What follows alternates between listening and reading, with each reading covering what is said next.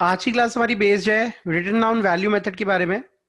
ठीक है, तो रिटन डाउन वैल्यू मेथड में स्टार्टिंग की इनिशियल जो क्लासेस थी उसके अंदर एक्सप्लेन कर चुका हूं आपको, और आज मैं उस पर बेस्ड आपको क्वेश्चंस कराने वाला हूं। उससे पहले मैं छोटी सी समरी इसकी ओवरव्यू दे देता हूं कि रिटन डाउन वैल्यू मेथड होता क्या है। चैप्टर तो सबको याद ही है ना, कौन सा चैप्टर कर रहे हैं हम? डेप्रीसिएशन। ठीक है, तो रिटन डाउन वैल्यू मेथड जो होता है हमारा, इसमें क्या है, इसमें सिर्फ और सिर्फ हमारा अमाउंट ऑफ डेप्रीसिएशन चेंज होता है।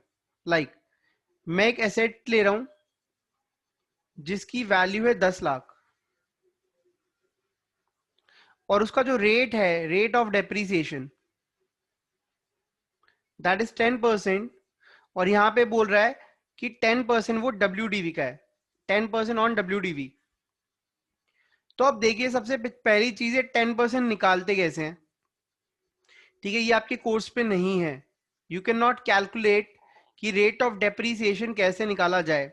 रीजन क्या है? क्योंकि इसके अंदर लॉग अप्लाई होता है, कैलकुलेशंस अप्लाई होती हैं जो कैलकुलेटर के थ्रू होती हैं या फिर लॉग टेबल के थ्रू होती हैं। तो लॉग टेबल जो है आपके कॉमर्स वालों के लिए तो वैसे ही नहीं है, साइंस वालों के लिए होता है। साइंस वालों के पास अकाउंट्स नहीं होता। ठीक है, तो ये कॉमर्स वालों के लिए ये rate, calculation of rate of depreciation, ठीक है, ये नहीं है, रेलिवेंट नहीं है। हमें रेट्स गिवन होते हैं और हमें डेप्रीसिएशन चार्ज करना है। तो देखिए, कॉस्ट, अगर किसी एसेट की कॉस्ट जो है दैट इज 10 लाख और उसका डेप्रीसिएशन रेट है 10%, तो पहले हम क्या करते थे, 10% लगाते हैं। 1 लाख रुपए डेप्रीसिएशन लग गया एसेट पर और वैल्यू रहेगी 9 लाख। ये रिटर्न डाउन वैल्यू आ गई। एसएलएम मेथड में हम जो 10% लेते थे वो हमेशा कॉस्ट का ही लेते थे, लेकिन यहां पर डब्ल्यूडीवी का लेंगे। तो डेप्रीसिएशन अब 1 लाख नहीं लगेगा, अब 90,000 लगेगा। ठीक है, ये आ गई हमारी लेटेस्ट रिटर्न डाउन वैल्यू। फिर हम जो डेप्रीसिएशन लेंगे 10%, दैट विल बी ऑफ 8,10,000, जो 81,000 आ गया। इस तरीके से हमारा प्रोसेस चलेगा। तो अगर आप देखें, समझें, तो इस प्रोसेस के अंदर सिर्फ अमाउंट ऑफ डेप्रिसिएशन वेरी करता है। जहां स्ट्रेट लाइन मेथड में फिक्स रहता है हर साल 1-1 लाख, क्योंकि उसका बेस फिक्स है, कॉस्ट चेंज होती नहीं। कॉस्ट तो कभी जितने का आपने खरीदा है वो कभी चेंज नहीं होगा, लेकिन रिटर्न ऑन वैल्यू हर साल चेंज होती है, हर साल वो कम होती रहती है। इस पे कोई डाउट है तो पूछ लो। एक और चीज आपको क्लियर करनी थी कि क्वेश्चन जो हो ये विद जीएसटी वाले आए या फिर विदाउट जीएसटी वाले, आपको कोई फर्क नहीं पड़ना चाहिए उसमें। ठीक है, जीएसटी का सेपरेट ट्रीटमेंट होता है, वो ना एसेट की कॉस्ट में इंक्लूड होता है, ना उसका एसेट की कॉस्ट से कोई लेना देना है। ठीक है, तो जीएसटी का कोई इंप्लीकेशन, कोई एक्स्ट्रा डिफिकल्टी आपके लिए वो क्रिएट नहीं करेगा। बिल्कुल आपने सिंपली क्वेश्चन करना है, चाहे विद हो या विदाउट हो, जैसे मैंने बताया वैसे ही होगा।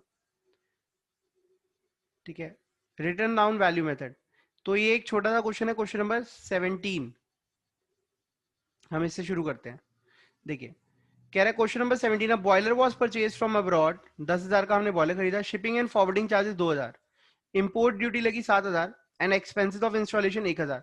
तो 10 का लिया, 2 7 1, 10,000 ऊपर से लग गए। Calculate depreciation for the first 3 years, 10% per annum on diminishing balance method, मतलब रिटर्न डाउन वैल्यू मेथड। तो अब देखिए, क्वेश्चन नंबर 17 की अगर हम बात करें तो सबसे पहले हमने ओरिजिनल कॉस्ट लेनी है सेट की, क्या आएगी? ओरिजिनल कॉस्ट के अंदर 10,000 तो कॉस्ट है ही, फिर 7,000 जो उस पर इंपोर्ट ड्यूटी दी, या पहले 2,000 जो फॉरवर्डिंग चार्जेस हैं, शिपिंग के खर्चे, 7,000 जो उस पर इंपोर्ट ड्यूटी दी, 1,000 रुपए उसको इंस्टॉल कराने का खर्चा। तो ये सारा मिला के हमें एसेट जो पड़ी वो 20,000 की पड़ गई। अब फर्स्ट ईयर में डेप्रीसिएशन कितना लगेगा? 10%, दैट विल बी 2,000। ठीक है, अगले साल जो रिटर्न डाउन वैल्यू रह गई वो हो गई 18,000। फिर डेप्रीसिएशन जो अगले साल लगेगा वो लगेगा 1,800, वैल्यू रह जाएगी 16,200। और अगले साल जो डेप्रिसिएशन लगेगा, ये सेकेंड ईयर का डेप्रीसिएशन है और ये थर्ड ईयर का है, 10%, दैट विल बी 1620। और वैल्यू कितनी रह जाएगी?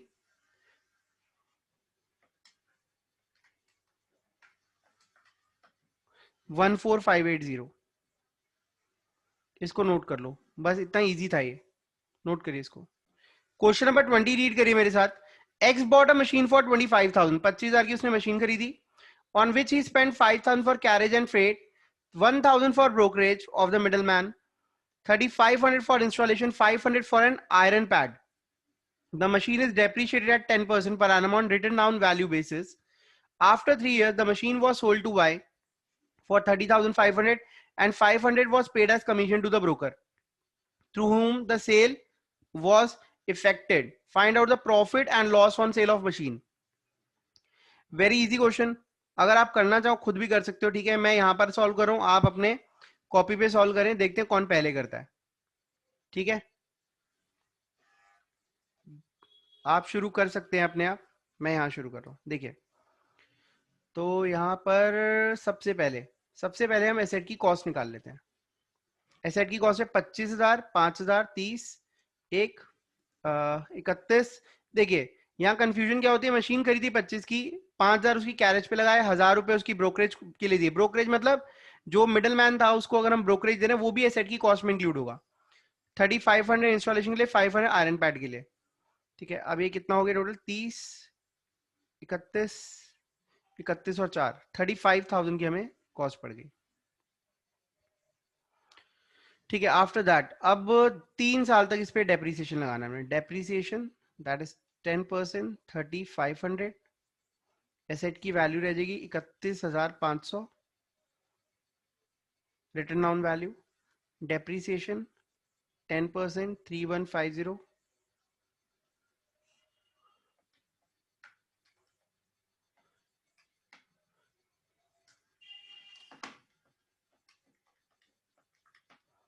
$28,350. ये रिटर्न ऑन वैल्यू आ गई 2 साल के बाद. अब आ गया तीसरा साल, दैट इज 2,835.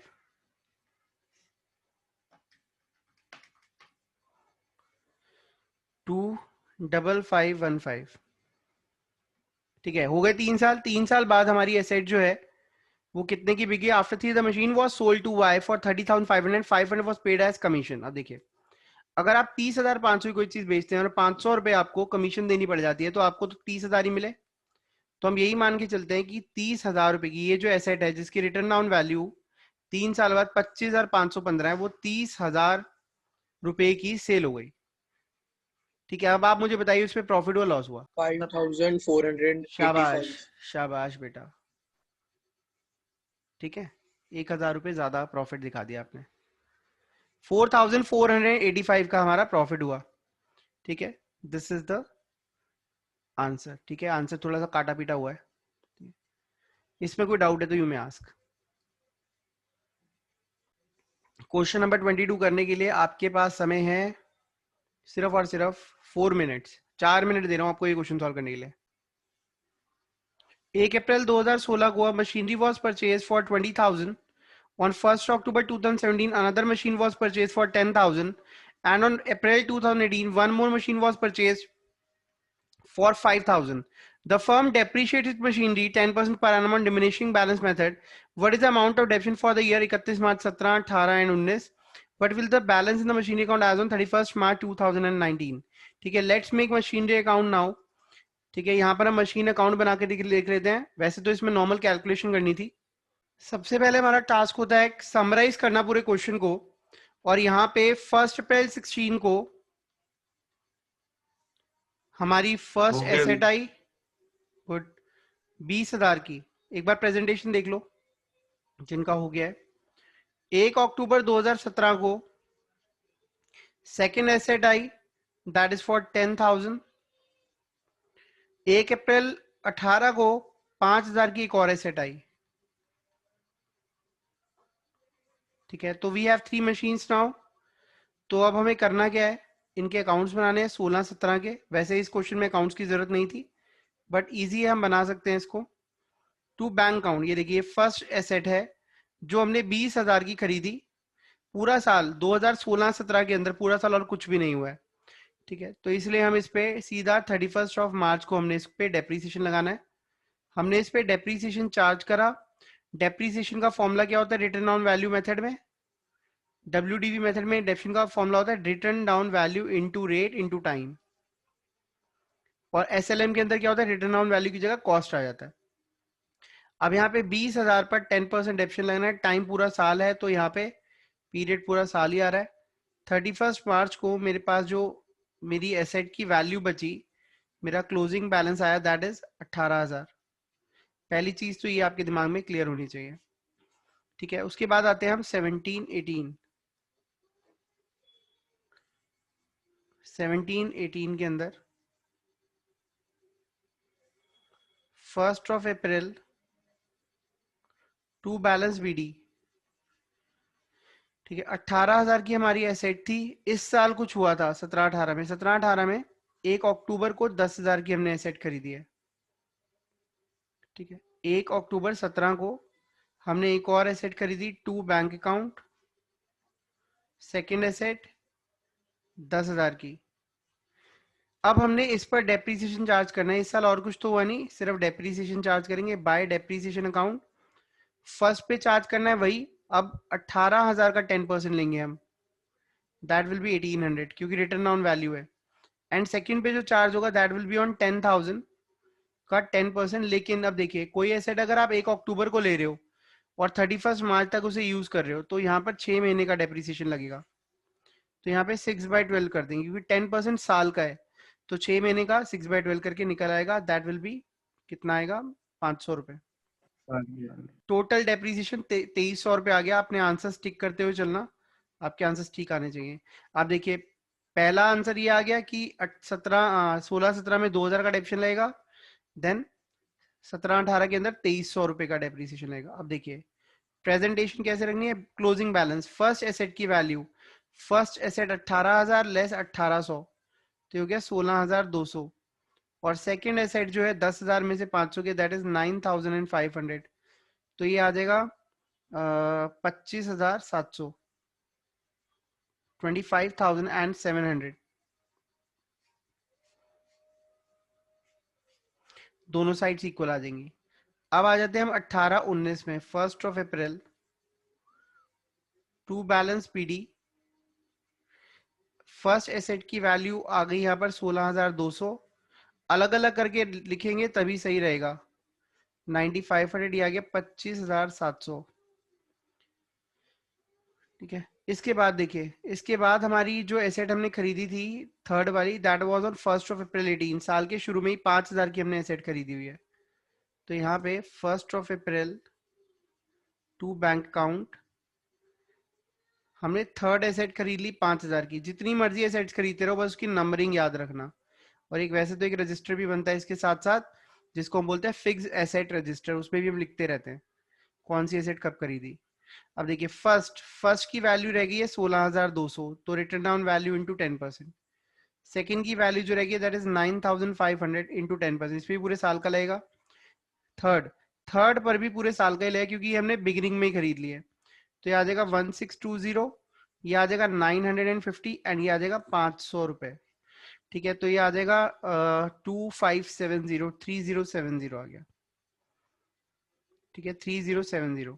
नाउ अब हमने इस अकाउंट को क्लोज करना है, तो हमें पता चल जाएगा कि 31 मार्च 2019 को हमारी एसेट की वैल्यूज कितनी हैं, अलग अलग भी और एक साथ भी। 16,200 में से 1,620 गए, दैट विल बी 14,580। सेकेंड, 9,500 में से 950 गए, तो दैट विल बी 8,550। थर्ड, 5,000 में से 500 गए, दैट विल बी 4,500। तो अब जब हम इसका टोटल करेंगे तो ये आ जाएगा 14,580 प्लस 8,550 प्लस 4,500, यार है 27,630, ठीक है। दोनों साइड का टोटल यहाँ लिखा है, वैसे तो हर बार लिखना होता है लेकिन अभी मैंने बीच में नहीं लिखा, वो यू कैन डू इट। ये आ रहा है 30,700 और ये भी आएगा 30,700, ठीक। कोई डाउट है तो पूछ लो।